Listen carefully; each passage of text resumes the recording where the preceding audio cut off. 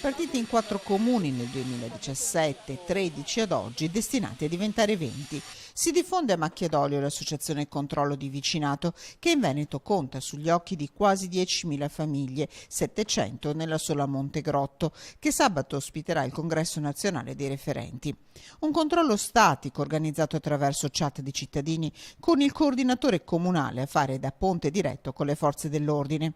E a Montegrotto c'è una particolarità: 700 famiglie e 79 tra negozi, bar e non solo, spiega Giorgio Tripodi, referente comunale e anche provinciale. Abbiamo su Montegrotto una rete di commercianti esercenti, all'interno della quale rete sono presenti tanti commercianti, tanti bar, tante attività commerciali, abbiamo anche le farmacie, fanno parte della rete, abbiamo anche qualche studio medico che fa parte della rete e quindi questo dà maggior importanza alla verifica sul territorio. Anche i turisti riconoscono questo simbolo giallo e blu noto in tutta Europa ed entrano per richieste di aiuto o anche solo per un consiglio.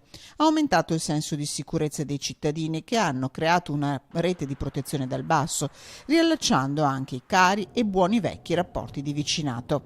E dal congresso di sabato partirà un'idea. Il fine nostro è quello, come associazione, di costituire dopo delle reti, quindi network di comuni, all'interno dei quali ci sarà una persona per comune a fare da portavoce, da segnalatore a tutto quello che capita nel suo comune e a leggere quindi le esigenze e i pericoli dei comuni limitrofi.